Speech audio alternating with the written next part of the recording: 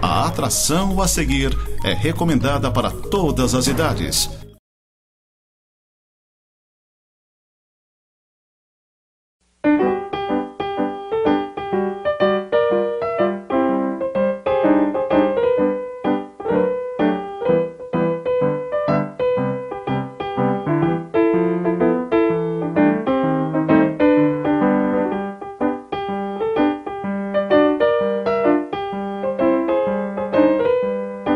Simplesmente Maria, orgulhosamente mulher, hoje conversará com a professora doutora Marili Grauper. Ela é coordenadora do Grupo GECAL da Uniplac de Lages. Ela vai falar sobre a violência contra mulheres e meninas e vai fazer uma contextualização para nós de como aconteceu ao longo do tempo e foi crescendo e se apresenta neste quadro que nós temos hoje, violento contra mulheres e meninas. Então, com a palavra, a professora doutora Marili. Enfatizar que é um prazer estar aqui nessa noite chuvosa, pensando, refletindo sobre os avanços e os desafios da Lei Maria da Penha. Mas, de acordo com o que nós combinamos, eu vou ficar com essa parte de uma reflexão histórica e cultural. Como que tem sido os últimos 2000 anos, especialmente, e por que nós falamos que, mesmo tendo uma lei como a Maria da Penha, que é uma das 3 melhores leis do mundo, em relação à temática das violências, né? Primeiro a Espanha, segundo o Chile, terceiro o Brasil, ainda nós temos sérios problemas de violências contra as mulheres. Então, primeiro eu vou justificar de onde eu falo. Então, sou uma mulher, mulher branca, classe média, professora, atuo numa instituição de ensino superior, a Uniplac, faço parte de um grupo de pesquisa chamado GECAL. Então, é deste local que nós vamos falar. E estudo essa temática desde 1997. Então, o GECAL tem promovido pelo menos dois projetos de extensão sobre aprofundamento dessa temática. Nós estamos com um projeto que é uma parceria, né? O projeto é coordenado pela UFSC, pelo professor Teófilos Rifiotis, que é internacional e interinstitucional, com 10 universidades, que pesquisa sobre a violência, né, os estudos de judicialização da violência de gênero e a difusão de práticas alternativas numa perspectiva comparada entre Brasil e Argentina.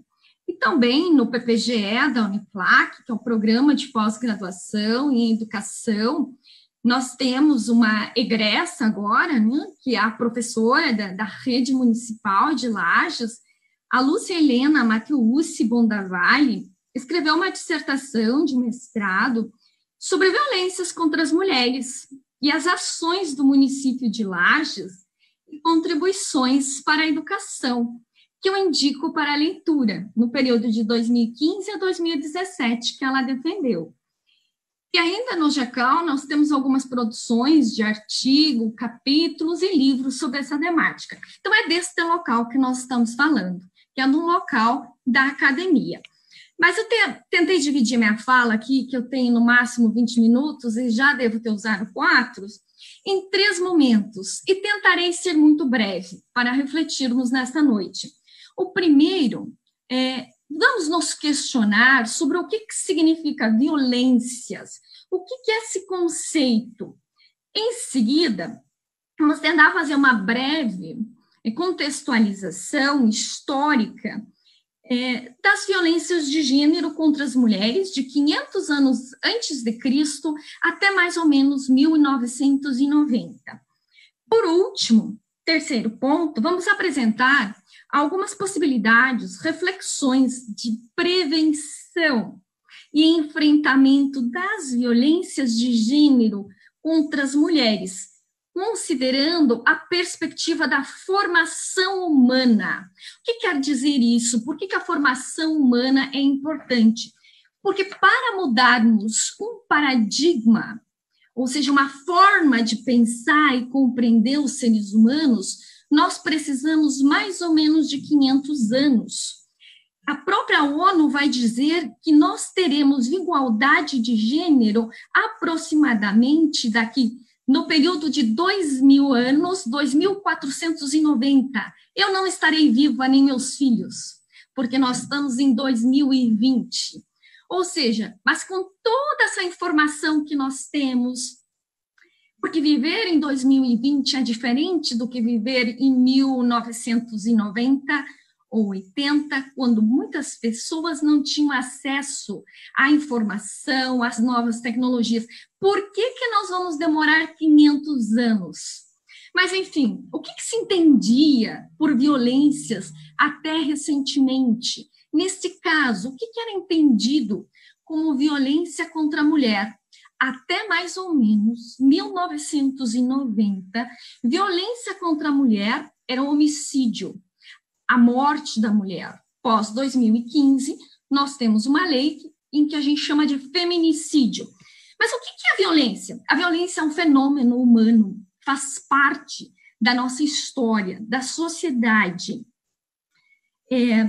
A violência, mais ou menos nos últimos 40 anos, ela mudou de sentido. Se até 1990 a violência contra a mulher era a morte, significa que a mulher não era agente, a mulher não era sujeito de direitos, que é só a partir da Constituição Federal de 1988 que nós, mulheres, somos sujeitos.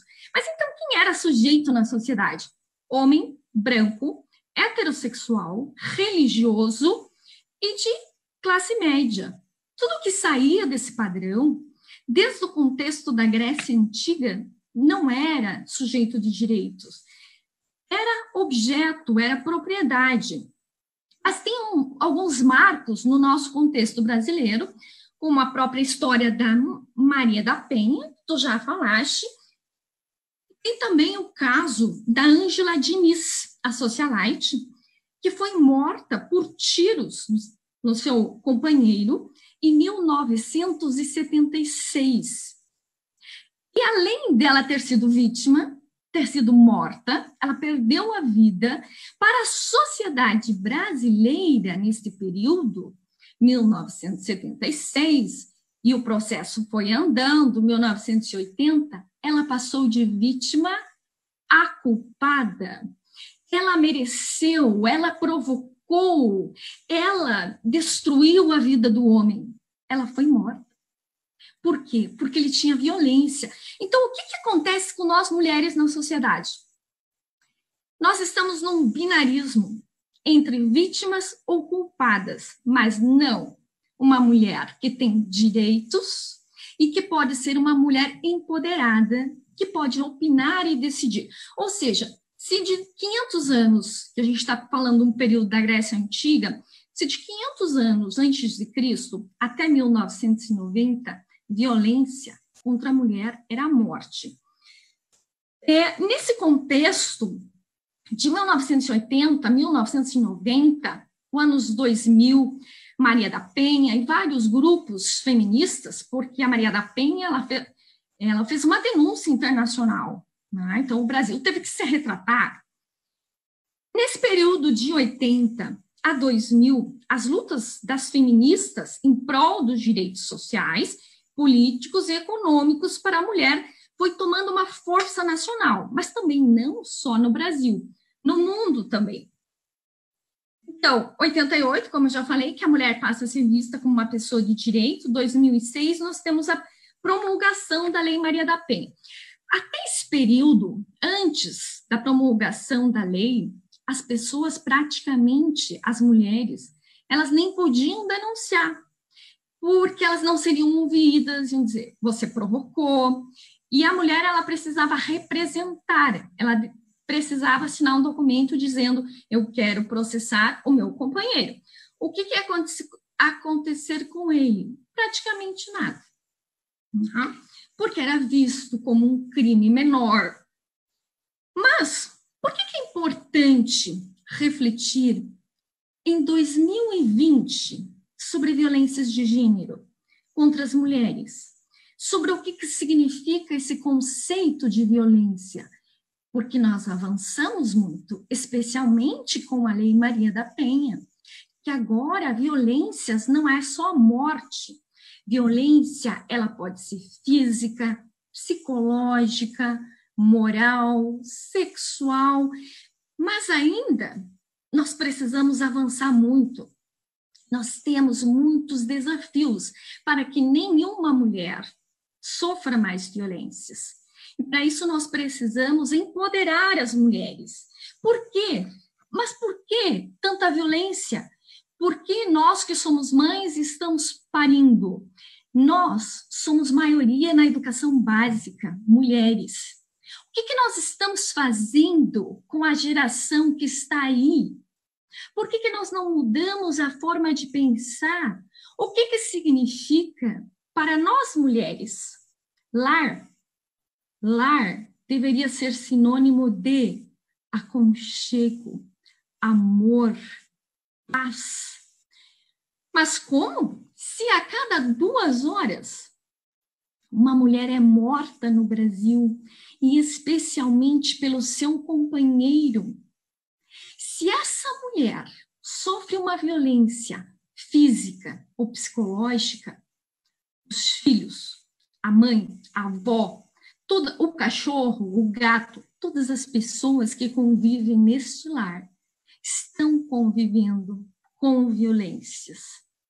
E isto é muito triste. E nós, mulheres, podemos mudar esta realidade.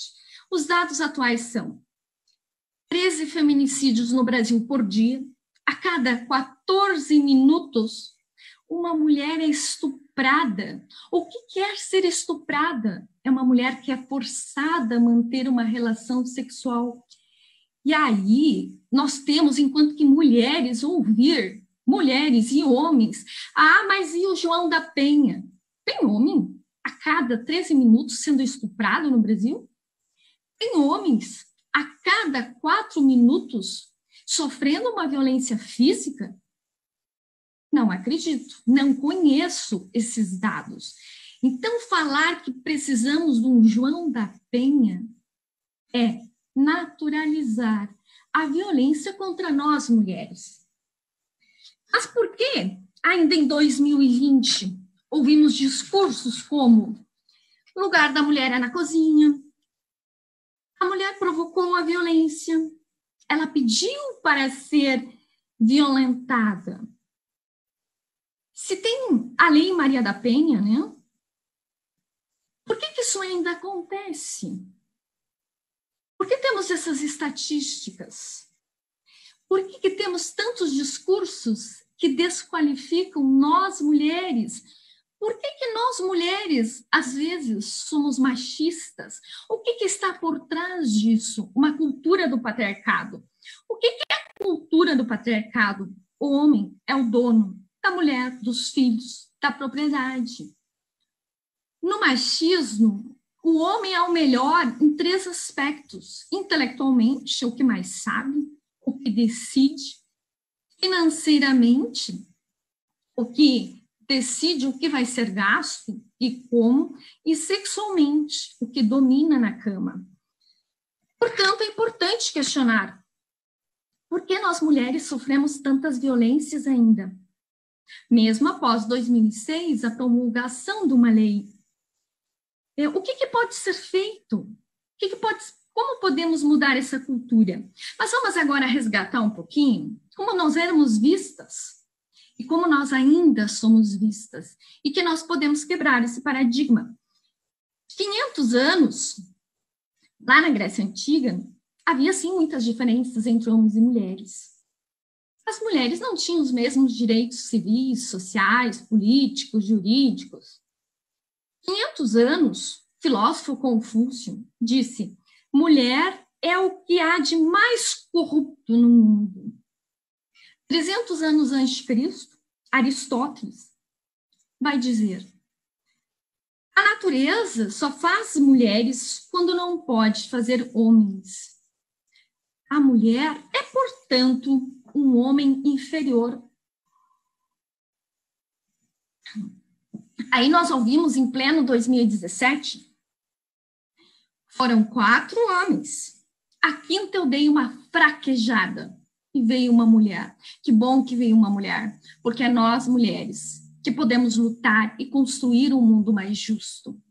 Mas para ver que mesmo em 2017, 2020, muitas pessoas ainda possuem um pensamento, uma perspectiva sobre o que significa ser mulher de 2.500 anos atrás.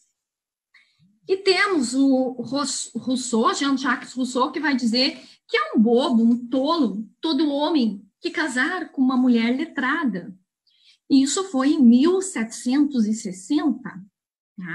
Então, nós precisamos sim falar de violências, precisamos sim falar de feminismo, precisamos falar sim de empoderamento, porque até recentemente nós éramos um nada. Uma pessoa que pode ser morta porque não é ser humano, porque não é gente.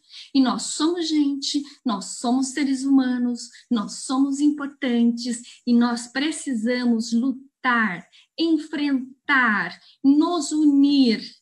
Por quê? Porque os homens são importantes para essa luta. Mas ao nosso lado, nós temos que ser as protagonistas. Não é novamente culpabilizar as mulheres, é o contrário. Vamos sair desse binarismo de vítima para culpada e vamos nos empoderar, mulheres, enquanto sujeitas de direitos, empoderadas, que sabem dizer não, que sabem construir outra relação no seu lar, uma relação mais justa. Então, para a gente cuidar desse tipo de violência.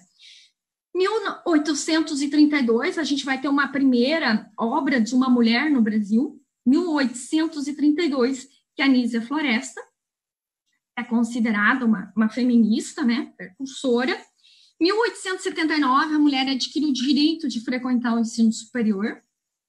1910, o primeiro partido político feminino é criado. 1932, nós adquirimos o direito ao voto. 1962, foi criado o Estatuto da Mulher Casada. O que é isso? Que permitiu que as mulheres casadas não precisassem mais pedir autorização para os homens para trabalhar. Até 1962, a mulher precisava de um documento do homem autorizando-a a trabalhar. 1974, as mulheres puderam ter o direito de ter uma conta num banco, porque até então nenhum gerente de banco abriria essa conta. 74. 1979, nós temos direito à lei do divórcio. 1979, as mulheres possuem direito a praticar futebol. Antes não era um esporte apropriado para as mulheres. 1985 é criada a primeira delegacia para as mulheres. 88 é o marco que nós, né, na segunda Constituição, somos seres humanos com direitos, assim como os homens. 2002, recente, não? 18 anos atrás. A falta de virgindade deixou de ser crime. Ou seja, até 2002 estava no Código Civil brasileiro um artigo que permitia o homem solicitasse a anulação do casamento se a mulher não fosse virgem. Tá? Para a gente pensar no como a mulher foi tratada durante o período histórico e que nós não vamos mudar a forma de pensar da noite para o dia. Nós temos muitas mulheres machistas no Brasil. Mulheres com essa cultura machista, e nós temos que começar a questionar. Então, nós temos 2006, a Lei Maria da Penha, que é uma lei muito importante, né? Depois a doutora Mônica vai falar sobre isso, vou passando em função do meu tempo. 2015, a Lei do Feminicídio. 2018, a importunação sexual feminina passou a ser crime, antes não era. E agora, por último, para a gente pensar um pouquinho, como que nós podemos mudar essa realidade? Não basta ter uma lei que prevê uma rede de proteção e de enfrentamento. Para mudar, nós precisamos primeiro mudar a nossa forma de compreender o que é ser mulher na sociedade. E nós, mulheres, nós temos uma jornada dupla, tripla ou quádrupla, que os homens não deveriam nos ajudar, mas sim se corresponsabilizar pela educação dos filhos, pela realização dos trabalhos domésticos, né? Ou seja, para a gente também saber colocar limites.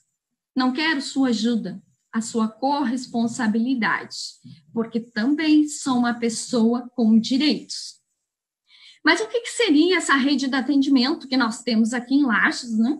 Que no nosso projeto internacional a gente conseguiu identificar 22 instituições que trabalham com essa temática de enfrentamento de violências em Lages, 12 governamentais e 10 não governamentais. Então, a gente já tem muita coisa em Lages. É importante unir as forças, mas o que seria essa rede de atendimento que também está previsto na Lei Maria da Penha? Nós temos um Conselho Municipal da Mulher, a Delegacia de Proteção à Criança, Adolescente, Mulher e Idoso, temos a 10ª Promotoria, que está aí a doutora Mônica para falar, temos a 2ª Vara, Centro de Referência Especializado em Assistência Social, o Núcleo da Justiça Restaurativa, a Secretaria de Políticas para a Mulher e o Centro de Estudos e Assistência à Saúde da Mulher, e algumas outras, que não foi possível nomear todas, como rede de proteção. O que pode ser feito em relação a essa temática? Essa aqui não é uma temática só para nós mulheres, mas é sim nós mulheres que deveremos estar à frente, protagonizando, porque é nós que estamos vivenciando, os homens estão nos matando. Tá? É isso, a cada 2 horas. Quando nós vamos terminar esse live, uma mulher já morreu. Por esse motivo, feminicídio, ódio, aversão em relação à mulher. Nós temos que estar à frente deste protagonismo. Rede de proteção seria o quê? Instituições, pessoas que trabalham na desnaturalização da violência. Não é normal ter um lar onde não se tem amor, respeito e compreensão. A rede de proteção pode ser o quê? O que quer dizer essa rede? Ela pode estar em todo e qualquer lugar onde há seres humanos. Na escola, na igreja, no bar, no trabalho, no clube. Como, por exemplo, não estou fazendo propaganda, mas é um exemplo, a Magazine Luiza é uma loja que tem um aplicativo com o Pânico, né, o botão do Pânico, que pode ser acionado, e tem também assistência para as próprias mulheres funcionárias que sofrem violência. Por que mais empresas não fazem isso? Porque as instituições onde há mulheres trabalhando também não possuem essa perspectiva do enfrentamento. Por quê? Essas empresas não estão se interessando por essa temática por nada. Tem uma questão capitalista, sim. Porque tem pesquisas que demonstram que a licença maternidade de 4 meses custa menos para as empresas do que ter funcionárias e funcionários que vivenciam nas suas casas violências de gênero. Ou seja, o prejuízo é bem maior para aquela empresa que possui seus funcionários que vivenciam as violências. Então, é importante que toda a sociedade se una. Então, para ficar a dica que briga de marido e mulher se mete a colher, sim. Toda e qualquer relação que possua violência, seja psicológica, física, ela deve ser denunciada, concluindo a Lei Maria da Penha prevê ações de prevenção, punição e proteção que devem ser aplicadas de forma articulada, equilibrada e compatível com os recursos necessários para que as mulheres possam superar e sair da situação de violências que se encontram. Não basta termos uma lei, como a Lei Maria da Penha, que é excelente, mas nós também precisamos mudar a forma de pensar. Uma possibilidade, né, seria a própria Secretaria de Políticas para a Mulher, Secretaria da Educação, da Cultura, da Assistência Social, da Saúde, né, que elas possuem um papel fundamental na prevenção das violências de gênero contra as mulheres, realizar mais atividades nessa perspectiva. As nossas professoras, né, a gente sempre fica questionando, é uma tarefa a mais, mas é uma tarefa trabalhar na perspectiva da cultura da paz, do enfrentamento de toda e qualquer violência que trará resultados efetivos para a aprendizagem, para a vida dessas crianças. Matar não é bom para ninguém. Por que estamos matando as mulheres no Brasil? Matar não é bom nem para a mulher que morre, nem para o marido ou companheiro que vai preso, e muito menos para as crianças que perderão ao mesmo momento um pai e uma mãe. Vamos pensar nisso. Como é que se constrói um mundo mais justo, especialmente nesses 14 anos? Avançamos muito pouco, mas claro que tem avanços. Tem relatos de pesquisa que antes da Lei Maria da Penha tinha 60 projetos. Após a promulgação, 6.000. É um aumento, é um aumento muito considerável. Mas é por quê? Porque antes essa violência estava naturalizada, estava silenciada, porque a mulher não era vista como uma pessoa de direito. Segundo a ONU, discriminação, violências contra as mulheres é uma violação de direitos humanos para essa mulher e para as pessoas com as quais ela convive. Concluindo, enfim, não são as nossas diferenças, homens e mulheres, que nos dividem. Não é nós sermos diferentes dos homens que nos divide, é a nossa incapacidade de reconhecer e respeitar essas diferenças. Então, vamos nos unir, especialmente nós mulheres, e lutarmos contra toda e qualquer forma de violência. Então, muito obrigada pela possibilidade de refletir sobre esse tema, sobre a importância da lei, mas além da importância, o quanto nós precisamos avançar na forma de pensar, sair desse binarismo de vítima ou culpada. Nós somos mulheres, nós temos direitos, nós somos empoderadas e nós somos uma das principais protagonistas na construção de um mundo mais justo, equitativo.